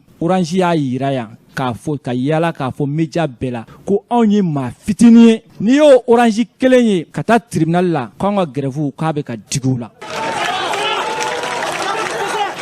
u y'a yira tribunal la k'a fɔ an ye grève min lancé k'olu ka baarakɛlaw bɛna grève bila an yɛrɛ y'an yɛrɛ ɲininka k'o ye baarakɛla jumɛnw ye minnu bɛ baara kɛ orange kɔnɔ wa an minnu bɛ ka baara kɛ an yɛrɛ ye an ma se k'a jaabi sɔrɔ ninnu président minnu minɛnen filɛ logo ko in na bingali wale don an b'a dɔn bingali wale don mais ko bɛ justice ka bolo kan an ka to an ka justice kɔ n'a ma ɲa a fɔra ko Malikura ko Asiminga Malikura ni communicatif tribunal ni bɛɛ lajɛlen b'o de dɔn sisan parce que a kelen bɛ i n'a fɔ tribunal wɛrɛ tɛ communicatif kɔ donc an dalen don a la an bɛ ka mankutu mun mɛn o kan ko kiiri a bɛ tigɛ jɛlenya la anw yɛrɛ ka laɲini tɛ kiiri yɔrɔ yɛrɛ ye an ka président fila u ka to yen ka san 10 kɛ anw minnu bɛ kɔ yan n'u b'an bɛɛ minɛ kelen kelen ni ka taa faro kan an bɛ taa faro kan fo laɲini ka sabati fo laɲini a ka sabati an b'a ɲini Orange fɛ an ti kuma caman na u ka t'u ka plainte u ka taa retirer sans condition foyi kana k'a la pisi tigɛ mun bɛ ka kɛ n'u bɛ ka kule k'olu ka sɔrɔ bɛ ka bin n'i yɛrɛ y'i ka baara kɛ fɛn n'i y'a datugu n'i yɛrɛ i yɛrɛ de bɛ k'i ka sɔrɔ bali Orange ka sɔrɔ an m'a bali wa an tɛ se ka Orange ka sɔrɔ bali a balicogo foyi tɛ an bolo parce que an y'a yira de k'a fɔ an bɛ baara kɛ hukumu dɔ de kɔnɔ o hukumu u y'a yira u ka laɲini tɛ u tɛ ka siran dɔ wɛrɛ ɲɛ dɛ sugu cogoya dɔrɔn de don sinon jiginni a ma kɛ client kama a ma kɛ mɔgɔ si kama u siranna u ka mɔgɔw kana se ka bɔ baara la cogo min na wa u siranna u yɛrɛ ka société a kana bi dingɛ kɔnɔ parce que u ye premier ye bi bɛɛ lajɛlen b'o kalama mais anw distributeurs fo an k'a dɔn k'a fɔ anw de y'u kɛ premier ye bolo min ye si do mɔn na o bolo kelen de b'a mɔn fo an kelen kelen n'a bɛɛ de k'o bila an kun na an k'a dɔn k'a fɔ transfert mobile wɛrɛ bɛ yen an bɛ se ka ɲɛsin mun ma min tɛ Orange ye an ka laɲini tɛ Orange ka bin an ka laɲini y'an ka sɔrɔ dɔrɔn de n'an ka sɔrɔ makara la hali sini an bɛ baara daminɛ an bɛ baara kɛ u bɛ fɛ u ka sɔrɔ ka taa cogo min na u ka sɔrɔ bɛ t'o cogo la an b'an ka sɔrɔ kɛ an b'a bila an kun na ni y'anw ye bi an bɛ ka nin décision in ta kun de y'a kɛ an y'a ta association y'u bolo de di ɲɔgɔn ma ka kɔmɔgɔw ka laɲini kɛ an bɛ ka kuma caman mɛn an bɛ ka mɛn dɔw da ko ɲɛmɔgɔw bɛ ka kɛlɛ in kɛ ɲɛmɔgɔw bɛ baara wɛrɛ kɛ aw kɔmɔgɔ minnu bɛ yen k'aw bɛ Orange Money dɔrɔn kɛ ko n'a y'aw ta ninnu fɛ ko ninnu ka baaraw sabatilen don minnu bɛ k'o fɔ u bɛ ka kɔmɔgɔw bila fili juguba de la parce que i bɛn'a ye mɔgɔ min bɛ yen k'e ka baara yɛrɛ bɛnnen bɛ Orange Money yɛrɛ dɔrɔn kɛli ma n'i ma baara kɛ ni frais de service ye i bɛn'a ye don o don i bɛ na i b'i ka jagokun de dun fo ka taa ban don min na i bɛ bɔ baara kɔnɔ Orange k'a dɔn k'a fɔ ni frais de service tɛ anw ti baara kɛ bilen an ti baara kɛ bilen a k'a fɔ ko an bɛ Orange Money dɔrɔn bila o tɛ dɛ parce que Orange Money laɲini bɛ ka taa yɔrɔ min na n'i bɛ Orange Money n'i bɛ crédit feere f'i ka Orange Money kɛ donc u gulonnen bɛ ɲɔgɔn na an tɛna se k'u ka produit foyi feere nin condition na ni frais de service tɛ fo bɛɛ lajɛlen k'o dɔn an ka président fila min talen filɛ nin ye bi 2019 Orange donna an ka compte kɔnɔ an ka flotte compte kɔnɔ k'an ka wari ta a don jama y'i kunda Orange kan Orange ye Musa Dumbuya de wele k'a ka taa kuma a ka mɔgɔw fɛ a don Musa de bɔra Orange da la n'a kɛra mɔgɔ minnu ɲɛna k'a fɔ mɔgɔw ye ko mɔgɔw ka sabali k'a bɛna taa ka taa kuma a don kuma kɛra mɔgɔ fɛn fɛn ka wari tara a don a wari bɛɛ lajɛlen seginna a don Orange ye Musa dɔn k'a fɔ Orange ya a ka mɔgɔ ye k'a fɔ ko Musa ye a ka mɔgɔ ye mais bi o Musa kelen y'aw ka logo ta k'a ka mɔgɔw yira k'a fɔ k'u bɛna taa grève la hali n'a y'a sɔrɔ anw tun ye logo in dilan a kan ka kɛ wa a man ka kɛ de a kan ka kɛ Orange mɔgɔ b'anw na don minnu na an bɛ baara kɛ ni logo ye Orange filɛ Orange taara ka taa an ka yɔrɔw bɛɛ lajɛlen peinture a kuma na hali n'i kun y'i ka ɲɛgɛn yira o b'a peinture a nana laban ko an yɛrɛ ka wari bɔ an yɛrɛ kun an k'a dilan an y'o bɛɛ kɛ k'u ka visibilité yira bi n'o tigilamɔgɔ nana fɔ anw ɲɛna bi ko logo ko de la k'a bɛ anw ka mɔgɔ minɛ ka taa datugu kaso la anw kan ka mun kɛ ka logo bɛɛ bɔ an ka yɔrɔ la an ka logo in bɛɛ bɔ an ka yɔrɔ la ni se bɛ mɔgɔ o mɔgɔ ye i ka visibilité Orange i b'a datugu n'a datugura désormais n'u b'a sigi mɔgɔ mɔgɔ ka yɔrɔ la an k'a yira k'a fɔ n'i b'a sigi an ka yɔrɔ la i bɛ wari de sara an ye n'i y'a mɛn i b'a fɔ an ka yɔrɔ y'i ka yɔrɔ ye n'i y'a mɛn i b'a fɔ ko an ka feerekɔrɔ y'i ka yɔrɔ don i bɛ condition de poser n'i nana i b'a an ka yɔrɔ peinture i bɛ wari d'a ma wa k'a fɔ i bɛ wari kelen d'a ma ko y'a bannen o tɛ dɛ u ka antenne min mɔgɔ o mɔgɔ ka so kunna san o san contrat de b'u ni ɲɔgɔn cɛ u b'a wari d'u ma n'i y'an fana ka yɔrɔ peinture san o san i b'an ka wari di an ma n'an y'an bolo di ɲɔgɔn ma n'an ma ɲɔgɔn kɔ bila an ka laɲini a bɛ sabati an fɛn fɛn filɛ bi k'an bɛ nin baara in kɔnɔ a fɔra ko anw de ma ko an ye maani ye dɔgɔkun tɛmɛnen a tilala k'a fɔ ko anw de bɛ ka perte ladon u kun bon an yɛrɛ ma se k'o faamuya o maani bɛ se ka perte ladon mɔgɔ kun wa est-ce que maani a bɛ perte ladon mɔgɔ kun Orange baara filɛ depuis mɔgɔ min y'a daminɛ depuis a daminɛ fo bi mɔgɔ si tɛ Orange baara la k'i y'a kɛ k'i ko alhamdulilayi a mɔgɔ tɛ yen don o don dɔ de bɛ ka bɔ an ka sɔrɔ la an ka hakili t'o la kosɛbɛ depuis an ye nin jɛ in daminɛ an bɛ ka baara kɛ ni bɛɛ ka hakilina ye frais de service min n'a ko bɛ ka fɔ bi Orange k'a dɔn k'a fɔ Musa Dumbuya min bɛ prison na bi ka Dirisa Sidibe fara olu kan olu de k'u jɔlen bɛ ni frais de service ɲɛ pour que a kana se ka lawaleya cogo si la u ye ko bɛɛ kɛ pour que frais de service ngana lawaleya pour que orange bi se ka naje soro tabulu ka tugo bela n'a fɔra ko yo minɛ ka taa olu datugu bi est-ce que o b'a yira k'a fɔ ko an ka baara in k'a bɛna jɔ wa est-ce que o b'a yira k'a fɔ ko frais de service k'an bɛna bila wa an tɛ se k'a bila an bɛ grève la bi nin y'a tile joli a bɛ dɔgɔkun kelen bɔ bi mais hali mɔgɔ minnu bɛ yen n'u tɛ grève la n'u bɛ kiosque kɔnɔ n'u bɛ baara kɛ master bolo a bɛ se ka taa contrôle a b'a ye bi u bɛ ka baara kɛ ni frais de service u bɛ ka frais de service kelen de minɛ ka baara kɛ n'a ye donc o de b'a to an b'a faamuya k'a fɔ baara in a tɛ se ka kɛ fiyewu ni frais de service tɛ komi kuma ma ɲi da kelen na n bɛ min fɔ ka fara a kan président ko vraiment k'u bɛ ka jɔrɔ ni an kɔmɔgɔw ye u bɛ ka jɔrɔ n'an ye cogo di an kana fara fara fiyewu an kana sɔn foyi k'an fara fara bon ni ɲɛmɔgɔ dɔ bɔra yen ɲɛmɔgɔ wɛrɛ bɛ na bureau fana y'o layidu ta u ye k'a fɔ k'u bɛ ɲɛmɔgɔw minɛ kelen kelen kelen kelen ni ko bɛ se ka sabati n'o y'a sɔrɔ ko ɲɛmɔgɔ minɛ tun bɛ ko in sabati sisan kun b'a sɔrɔ orange ka hakɛ dafara orange ye laɲini min kɛ o dafara mais anw tɛ ɲɛmɔgɔ ko la anw bɛ an ka frais de service de kɔ ni frais de service tɛ baara in a tɛ se ka kɛ an bɛ min fara o kan orange a ka plainte retiré ka bɔ an ka mɔgɔw contrôle la an tɛ ka ɲɛsin justice ma fɔlɔ dɛ an ko orange de ka taa a ka plainte retiré parce que a kɛlɛkɛɲɔgɔn tɛ anw ye ni a y'a kɛ dissident ye a nafa foyi tɛ a kan ni anw ma hɛrɛ min sɔrɔ a la wala an t'o dusukasi sɔrɔ a la fo bɛɛ lajɛlen k'o bila i kunna baara ka kɛ ni o kɛwale ye minnu bɛ yen n'an balima minnu bɛ ka baara kɛ sisan n'u m'a faamuya o kana an si décourager baara in na président ko k'o fɔ aw ye kosɛbɛ k'u kana an si décourager k'a fɔ ko an bɛna baara kɛ k'an kana jɔ an yɛrɛ la ko jɔna dɔrɔn ko de bɛ se ka ko in bɛɛ tiɲɛ k'olu bɛ kaso min na k'u kun sigilen don n'a ye k'a fɔ ko a bɛ kɛ mais k'a fɔ a bɛ kɛ nin sira in fɛ u kun ma sigi nin ye parce que an bɛɛ lajɛlen b'a dɔn logo opérateur bɛ se ka mɔgɔ minɛ cogo di k'i datugu k'i y'a ka logo utiliser ko ka taa grève la grève yɛrɛ min yɛrɛ ma kɛ fɔlɔ grève kun ma kɛ fɔlɔ an ka mɔgɔw minɛna lundi grève kun ye mardi grève yɛrɛ ma kɛ minɛkun ye jumɛn ye an ka nin kɛlɛ in kɛ jogoloninkaw ta de karisa sara ne yɛrɛ bɛ don ne yɛrɛ bɛ sa an k'a kɛ ten dɔn donc an b'a fɔ tɔnden bɛɛ ye bɛɛ ka to écoute la bɛɛ ka to lamɛnni na ni don min na n'an ko ko wulikajɔ bɛ yen dɔrɔn bɛɛ ka bɔ i n'a fɔ aw bɔlen bɛ cogo min na bi a ka caya ni nin ye n bɛ bɔ kuma kɔnɔ yan. an b'a fɔ awuzu bilahi mina setani rajimi an bɛ bɛɛ fo ka bɛɛ bila kiramantɔya la aw ka président Musa Dunbiya a ko k'a b'aw fo n'a ye ɲɔgɔn ye sɔgɔmada in na 8h pile Segu ni Sikaso u bɔra Segukaw bɔra Segu olu nana ka n'a fo Sikasokaw fana bɔra Sikaso olu nana fo ye n wele an ɲɔgɔn sɔrɔ prison da la an donn'u kan a ye ciw fɔ n ye a y'a yira a ko ale preselen tɛ jama mun b'ale kɔ et puis histoire dɔ bɛ yen o histoire ye tiɲɛ ye Wagadugu sa kunkolo 7 de don u ko ni saba kunkolo tigɛra ko a tɔ bɛɛ ye juru ye mais sa kunkolo 7 n'i ye kelen tigɛ 6 tora ka taa première région na fo Kidal nin si kunkolo ma tigɛ Musa dɔrɔn de kunkolo tigɛra Bamakɔ donc an bɛ kunkolo yan an b'a bila a nɔ la et puis mun ye n dabari ban n bɛ kuma kelen fɔ jama ye mun ye n dabari ban orange dalila k'an nasigi don kelen u ko k'ulu ye terrain de ko n'olu wulila dɔrɔn ko an b'an pan ka don ko ni mɔgɔ min ma don ko terrain taara k'i to n natɔla ka bɔ Kayi n ye terrain ɲini ja araye tɛ yen aw de ye araye ye an bɛ boli aw de sanfɛ an ye araye sama ka bɔ terrain kɔrɔ orange u jɔra aw ni ala na kɛra cɛ logo an bɛ lɔnni fɛn mun ye aw ye Musa minɛ aw bɛ tila ka taa an nasigi k'an ka fɔ ko k'an tɛ CCPM kɛ k'u bɛ sɔrɔ ka président bila aw bɛ kɛ cogo jumɛn aw ma mɔgɔ mun minɛ fɛn mun na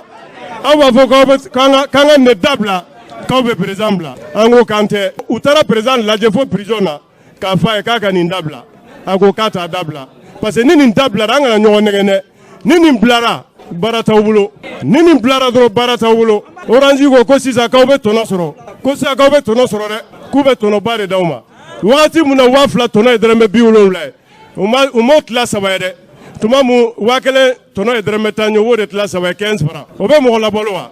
15 francs bɛ Mali wari la wa 15 francs bɛ Mali wari la wa dɔrɔmɛ ni kelen dɔrɔmɛ 2 o bɛ jɔn nabalo an bɛ commerce la depuis san ɲuman orange y'an baarakɛ ɲɔgɔn de mais an baarakɛ ɲɔgɔn ɲumanw tɛ u t'an fɛ u tɛ fɛ mɔgɔ si ka kɛ fɛn ye donc o cogo la an k'an jɔ t'an yɛrɛ la an k'an kuma cogo dɔn an ka to sariya kɔnɔ Mali ye sariya jamana de ye mɔgɔw bolo ko sariya tɛ Mali kɔnɔ sariya bɛ Mali kɔnɔ dɛ Mali ye sariya jamana de ye anw de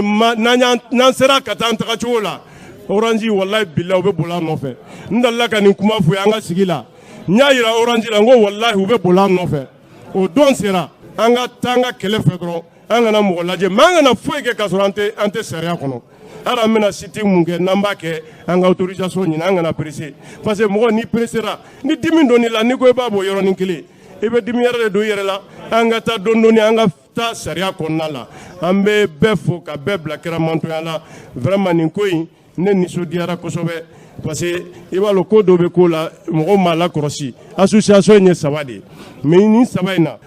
a kelen présidente o ye muso de ye muso de don ne ko nin ko in na musow bɛ ka ko caman kɛ musow bɛ ka baaraba de kɛ musow bɛ ka kɛlɛ an bɛ musow fo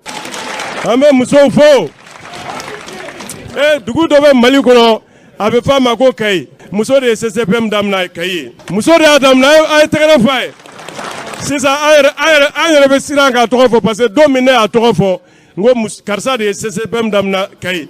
dugu jɛra dɔrɔn u solila k'a wele ko n'a ma dabila k'u b'a ka pisi tigɛ a ko n'a ye n ka pisi tigɛ n ka taa ka sɔrɔ n ka wari b'aw bolo dɛ sinon n b'aw tigɛ 2 ye o kɔni kuma t'o kɔfɛ n'ale ɲɔgɔnna caman dun bɛ yen sisan b'a sɔrɔ baara ɲana vraiment ne nisɔndiyara ne ɲɛ bɛ jama mun na cɛ ja an ka dɔgɔ an ka dɔgɔ an ka dɔgɔ nin ye wasakɛ kuma man di Dibasi ye kosɛbɛ bon Dibasi a bɛ bɔ kuma kɔnɔ yan et puis Musa an y'a kalifa Ala ma an ye Musa kalifa Ala ma Ala ka bɔ n'a ɲuman ni Sidibe Ala ka bɔ ni ɲuman o taara anw de kama ni Ala sɔnna o bɛ bɔ anw de fana kama ni Ala sɔnna merci an bɛ bɛɛ fo. Salamu alaikum, salamu alaikum.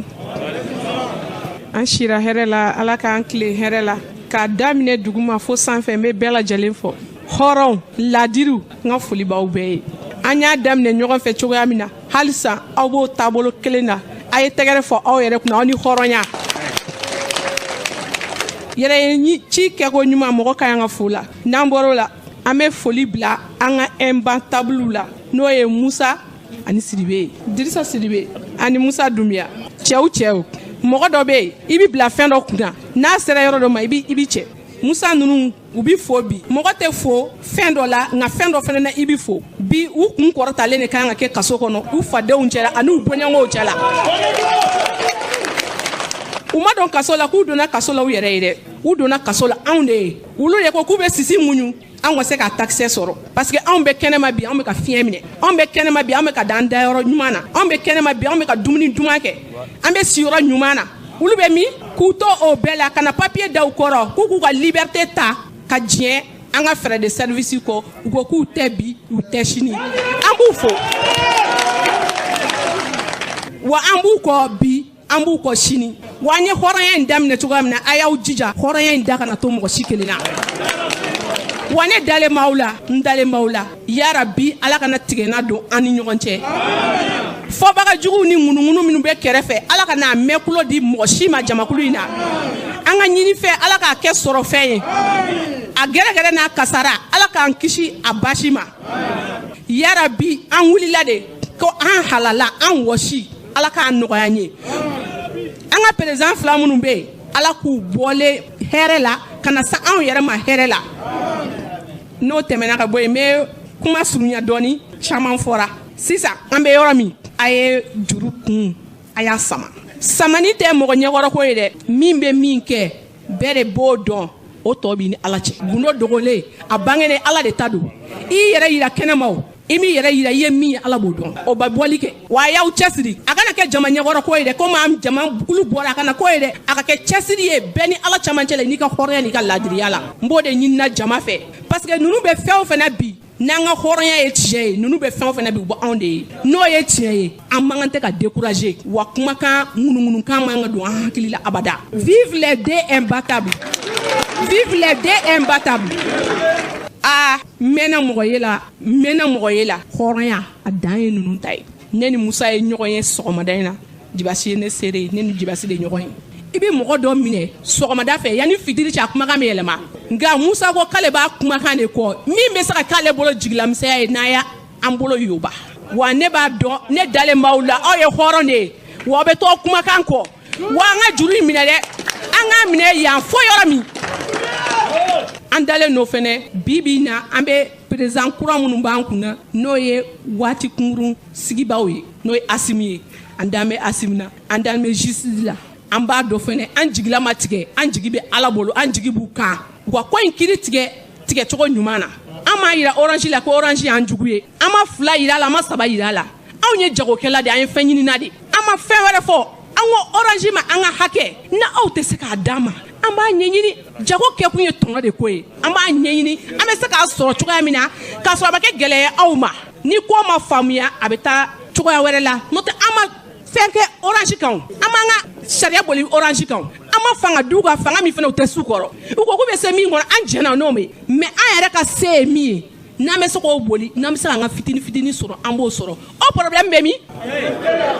o kuma an m'a fɔ k'an bɛ fɛn tigɛ ka b'olu ka hakɛ la an ko ni client de b'a ɲɛnabɔ client ye anw yɛrɛ de ye anw dɔw de don ɲɛji bɛ bɔ tɔnɔ de nɔfɛ o mɔgɔ bɛ se ka tile ban ka t'i sigi ten dɔrɔmɛ kelen ni dɔrɔmɛ fila de la kuma dɔ ne yɛrɛ ni ala cɛ i bɛ baara kɛ sans frais de service walahi don dɔw la i tɛ tɛmɛ 100 kan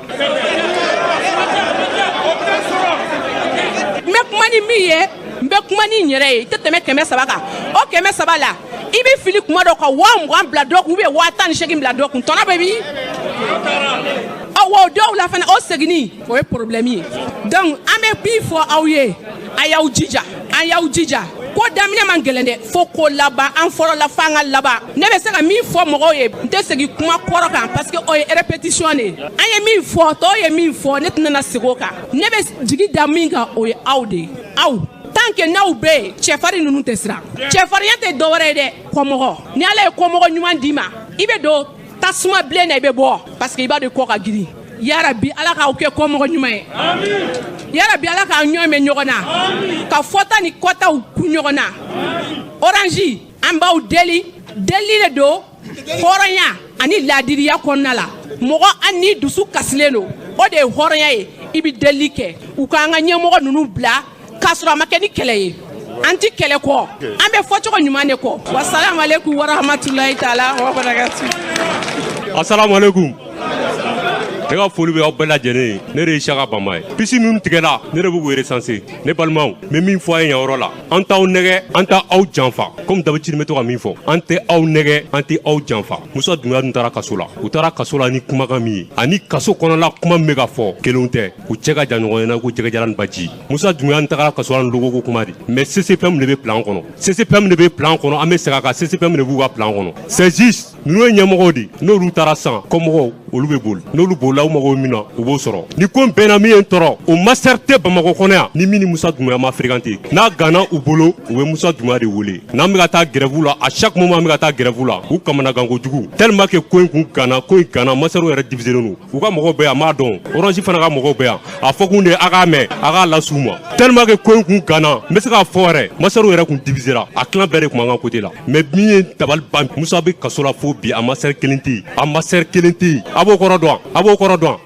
orange ka baara de k'anw diviser pour que k'a fɛrɛ anw ma n'ale pɛrɛla masteru tora dɔrɔn olu b'u yɛrɛ ɲini donc u ye Musa ninnu ta caw masteru min yɛrɛ tun bɛ k'u bɛ Musa ninnu kɔ dɔɔni pour que olu kunkolo ka sauver olu y'u yɛrɛ ɲini mais an ma jigin u la an bɛna fɔ aw ye Musa ko tɛ Dirisa ko tɛ nin ye yɛrɛ ko de ye e min b'i jɔyɔrɔ la yɛrɛ ko de don u taara ni logo ye logo tɛ dɛ CCPM de don ni baara nin tɛ se ka kɛ kɛcogo foyi t'a la ni CCPM tɛ donc n'i ko i b'anw janfa i y'i yɛrɛ de janfa n'i ko i b'an janfa i ma mɔgɔ janfa i y'i balima dɔ de janfa n'i ko i m'a janfa i ma mɔgɔ janfa i balimamuso dɔ de janfa karamɔgɔkɛ ne balimamuso n bɛ ka ala ta de f'i ɲɛna ala ta ye yɔrɔ jumɛn plan min b'i bolo CCPM kama o ye convocation directe di convocation directe n bɛna ɲɛfɔ a ye CCPM o de kama an ko a ka taa grève illimité la n'i ye mɔgɔ ka stratégie ye u ye minnu minɛ olu de tun bɛ k'an sumaya ne Tanbarama ka kalantoro hali ne tun tɛ fɛ ka kuma bi ne Tanbarama ka kalantoro n'i ye mɔgɔ minɛ u ye minnu minɛ u bolo ko u bɛna ko in jɔ CCPM n'a ma an ka taa grève illimité la pour ne pas que a ka taa bi u ka piège kɔnɔ mais a kɛra cogo o cogo ko in laban an ta ye orange sirankojugu de taara ni ne kaso la pour que aw ka siran a ka baara k'u bolo f'u nkalon kan mais m'a dɔn a tɛ baara kɛ est ce que a bɛ baara kɛ wa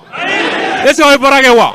m'a dɔn a tɛ baara kɛ donc minnu ka pisi tigɛra kuma yɛrɛ nafama yɔrɔ min minnu ka pisi tigɛra a bɛɛ ka taga masteru fɛ yen u k'aw ka wari di aw ma mɔgɔ ka pisi tigɛlen don a bɛɛ ka taga masteru fɛ yen u k'aw ka wari d'aw ma ni fa de bɛ master la ou bien fa de bɛ orange la ou bien fa de bɛ anw na an bɛ o de dɔn sisan n ye kuma dɔ fɔ aw ye ninnu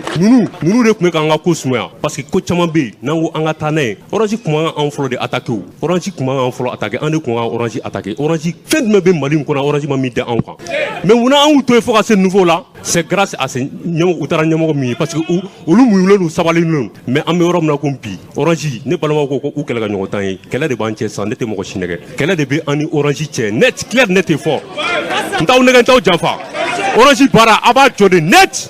crédit a crédit fara a orange money kan à zéro, même à forfait direct, à bella gelojo, illimité. Bon, minu va voir taleno. Si, à ta massaro fait, ni massaro mason à voir dama, à remonter, n'a remonté la nuit bolo, la mecla ou langue noy. Kuma de ronga, foya, famia, mais mon gars, comment rentrer dans ta dolabli. Non, mais ta messé, n'est-ce pas. Assalamu alaikum.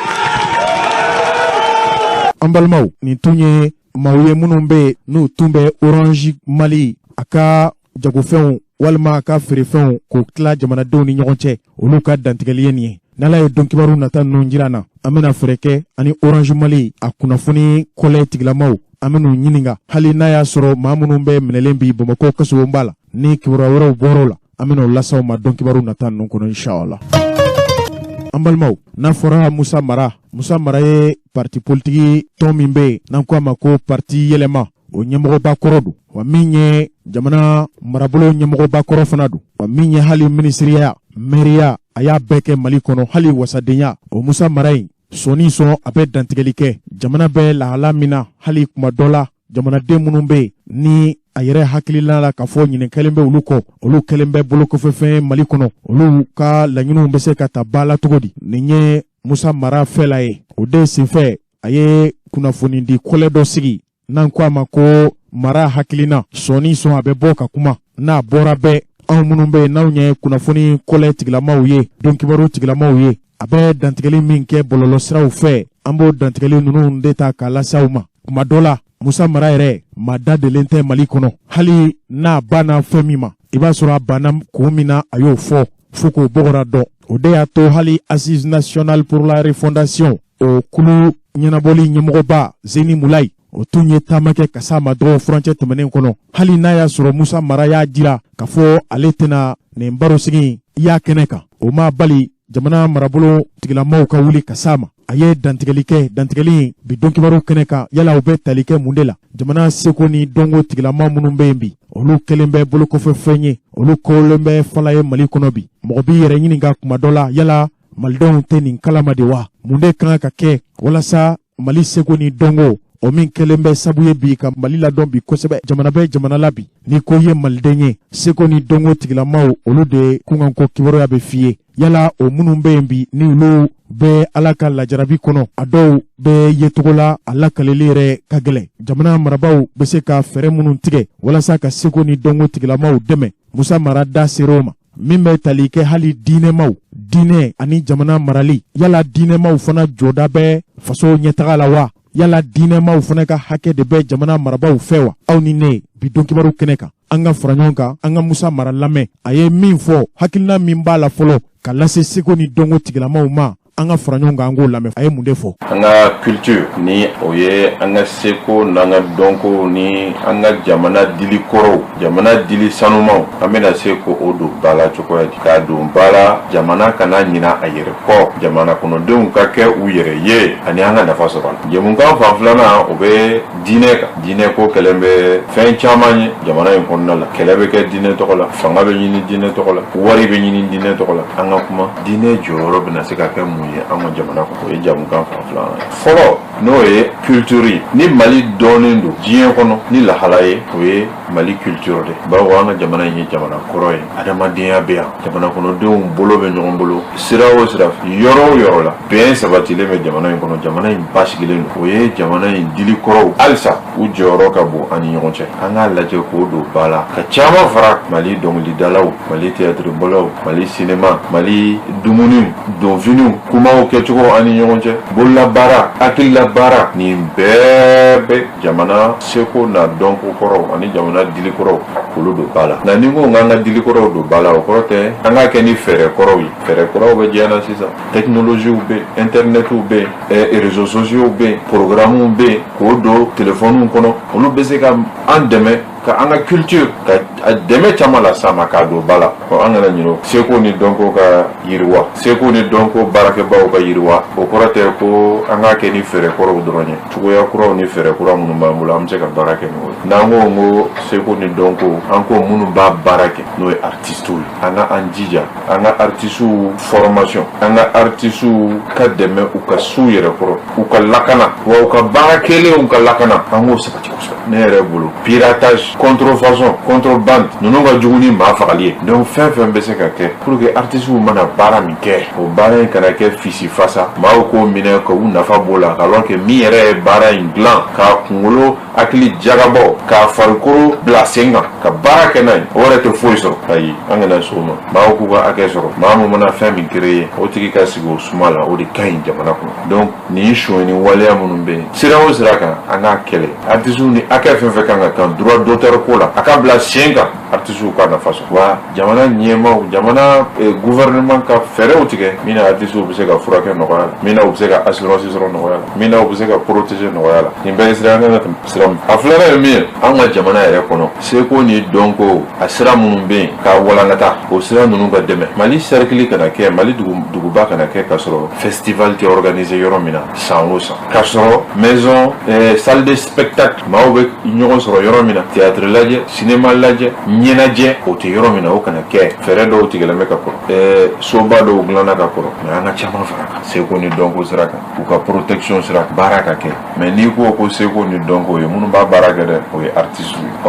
Cakɛda ba min bɔ o ko kunna n'o ye ministère ye. B'a dɔn an ka jamana in kɔnɔ, n'i bɛ gouvernement dilan, ne yɛrɛ ye premier ministre ya kɛ. Ministère min b'i janto an ka seko n'an ka dɔnko la, o bɛ fɔ kɔfɛ, a bɛ fɔ kɔfɛ. Tuma caman yɛrɛ la dernier de don, alors que n'i ko jamana, i ko culture de fɔlɔ. Donc an k'a lajɛ o ministère min bɔ o baara kɛ ka na n'o ye fo sanfɛ ministère la, k'a kɛ jamana sinsinbere dɔ ye. Ka tila ka moyen d'a ma, parce que ministère bɛ kɔfɛ cogoya min na, a ka sɔrɔ o fana bɛ kɔfɛ ten de. Moyen caman ka d'a ma. Ne yɛrɛ ka faamuyali la san 5 kɔnɔ, an ka ministère ka budget k'a walankata siɲɛ 1, siɲɛ 2, siɲɛ 3 fo siɲɛ 5 ka taa se fo miliyari 30 ma. O fanba fɛnɛ, o kana don bureau kɔnɔ baara la dɛ. Artiste, festival, création, baara minnu bɛ kɛ min bɛ an ka seko n'an ka dɔnko walankata, k'a kurakuraya, k'a don ba la, k'a la dɔn jamana kɔnɔdenw ye ani k'a la dɔn kɔfɛ jamanaw ye. An ka baara k'o kan kosɛbɛ. Fɛɛrɛ min bɛ anw ka seko n'an ka dɔnko waleyalibagaw bolo, n'u dɛmɛna dɔɔnin dɔrɔn, an bɛ kuma wɛrɛ fɔ Mali culture ko la min tɛ bi ta ye. An ka tɛmɛ o sira fɛ. An balimaw,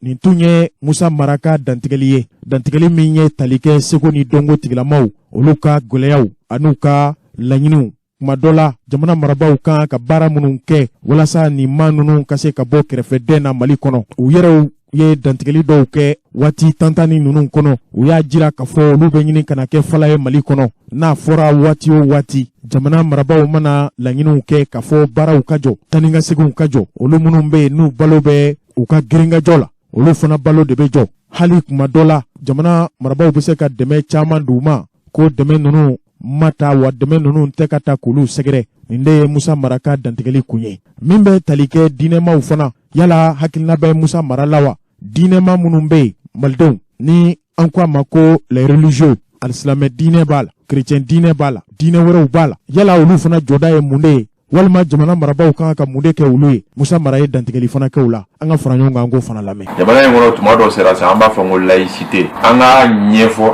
laïcité ye mun de ye anw ka jamana kɔnɔ. Parce que ne dalen dɔ la, jamana bɛɛ n'a ka laïcité don dɛ. Anw tɛna se ka diinɛ baara kɛ comme jamana wɛrɛ bɛ diinɛ baara kɛ cogoya min na. Anw tɛ se ka sariyaw ta diinɛ ko la comme jamana wɛrɛ b'a. Bɛɛ n'i ta don. Diinɛ donna anw fɛ yan cogoya min, diinɛw donna anw fɛ yan cogoya min na, an b'a baara kɛ cogoya min na ni jamana wɛrɛ ta tɛ kelen ye. Donc an ka sariya ta. Jɔyɔrɔ jumɛn de bɛ diinɛ la anw ka société kɔnɔna la? Jɔyɔrɔ jumɛn bɛ diinɛ la an ka jamana sariya sunba kɔnɔna na, an ka sariyaw kɔnɔna la? Baara jumɛn bɛ kɛ diinɛ ani jamana maracogo ni ɲɔgɔn cɛ? Diinɛ jɔyɔrɔ mun ye politique ko la. Diinɛ baarakɛbaw kɛra imamu ye, a kɛra prêtre ye, a kɛra wajulikɛlaw ye. U jɔyɔrɔ ye mun de ye nin ko kɔnɔna la? Mun de y'u ka hakɛ ye n'u n'a ka kan? U kan ka mun de bato n'u kan ka tɛmɛ o sira fɛ? Ka nin bɛɛ fɛnfɛnciya k'a bɛɛ sɛbɛn. Tuma dɔ sera jamana in kɔnɔ, an ka diinɛ jɔyɔrɔ an ka fɛnfɛnciya k'a sɛbɛn. Filanan ye min ye fɛnɛ, diinɛ